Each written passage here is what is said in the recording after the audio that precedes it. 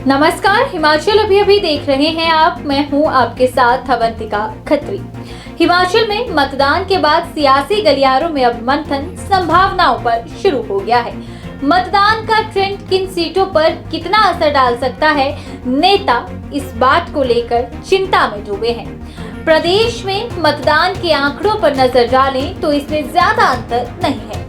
2017 के विधानसभा चुनाव की बात करें तो मतदान 75.57% रहा था, जबकि इस बार 75.60% मतदान हुआ है, यानी महज 0.3% की मामूली सी बढ़ोतरी मत प्रतिशत में हुई है। और इस बढ़ोतरी ने राजनीति के चाणक्यों की चिंता बढ़ा दी है। इस बार वोटिंग की वजह से दोनों दल टेंशन में है। राज्य की 13 सीटों पर 78% से ज्यादा वोटिंग हुई है। सवाल ये है कि ये पोलिंग रिवाज बदलने के लिए हुई है या फिर राज बदलने के लिए। कंफ्यूजन इसी को लेकर है। अब माना ये जाता है कि हैवी पोलिंग सत्ता विरोधी होती है, लेकिन सीएम जयराम ठाकुर, कांग्रेस नेता रामलाल ठाकुर जैसे दिग्गज नेताओं के हलके में बम्पर वोटिंग के अलग अलग मायने निकाले जा रहे हैं। इसी वजह से सियासत के जानकारों का अंकगणित किसी नतीजे तक नहीं पहुंच पा रहा। अब कांग्रेस और बीजेपी नेता ये समझ गए हैं कि इस बार निर्दलीय की भूमिका भी अहम रहने वाली है।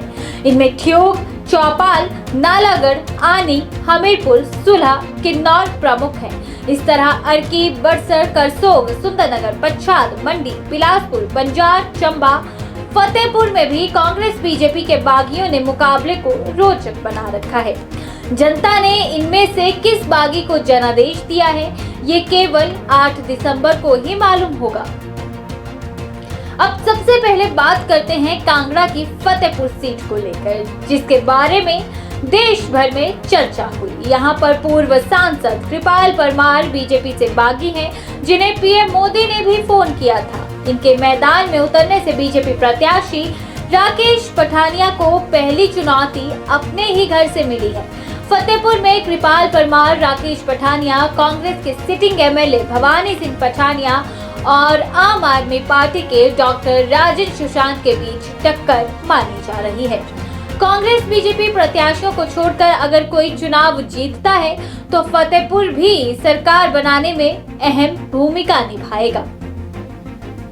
अब कांगड़ा जिला की सुलह सीट की बात करें तो पूर्व कांग्रेस विधायक जगजीवन पाल का टिकट कटा तो वो बागी होकर चुनावी मैदान में उतर गए।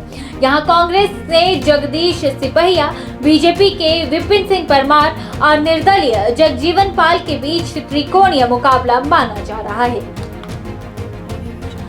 कांगड़ा की तीसरी सीट देहरा में सिटिंग एमएलए होशियार सिंह के बागी होने से यहाँ भी बीजेपी बैकफुट पर है। कांग्रेस प्रत्याशी डॉक्टर राजेश शर्मा, बीजेपी के रमेश चंदवाला और होशियार के बीच कांटे की टक्कर मानी जा रही है। पिछली बार भी देहरा की जनता ने निर्दलीय को ही विधानसभा भेजा था।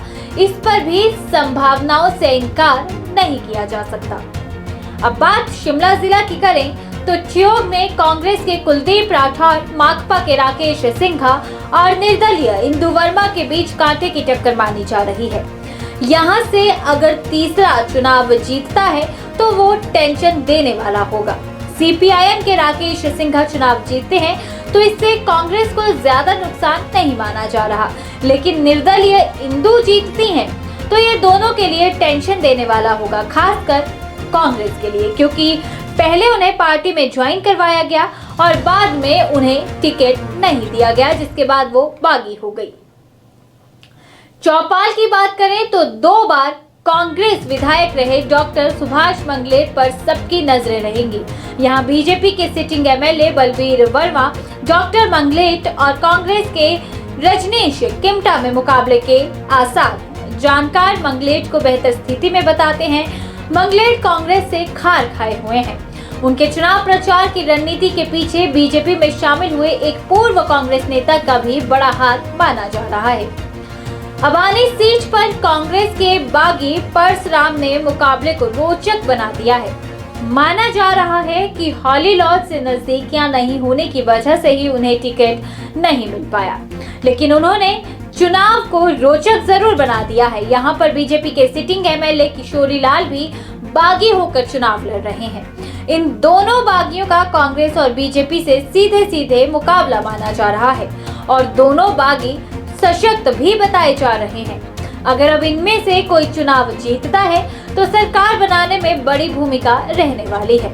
बात अब नालागढ़ सीट की करें तो बीजेपी के बागी एवं पूर्व विधायक केएल ठाकुर के कारण पार्टी की डगर मुश्किल लग रही है। यहाँ पर बीजेपी ने पूर्व में कांग्रेसी विधायक लखविंदर राणा को प्रत्याशी बनाया है। अब यहाँ लखविंदर राणा, कांग्रेस के बाबा हरदीप और निर्दलीय केएल ठाकुर के बीच में मुकाबला है। यहाँ भी नतीजे चौंकाने वाले हो सकते हैं। इसके अलावा जहां पर कुछ समीकरण बिगड़ सकते हैं उनमें मंडी में बीजेपी के बागी प्रवीण शर्मा, किन्नौर में तेजवंत नेगी, चंबा में इंदिरा ठाकुर, सुंदरनगर में अभिषेक ठाकुर, बड़सर में संजीव शर्मा, बंजार में हितेश्वर सिंह, बिलासपुर में सुभाष शर्मा, अर्की में कांग्रेस के राजेंद्र ठाकुर, हमीरपुर में आशीष शर्मा, करसोग में युवराज कपूर, पच्छाद में गंगूराम मुसाफिर शामिल हैं। अब नतीजे चाहे जो भी होंगे वो 8 दिसंबर को जनता के सामने होंगे और फिर शुरू होगा सरकार बनाने का असली खेल। तो चलिए इसी के साथ फिलहाल मैं आपसे लेना चाहूंगी इजाजत। नमस्कार।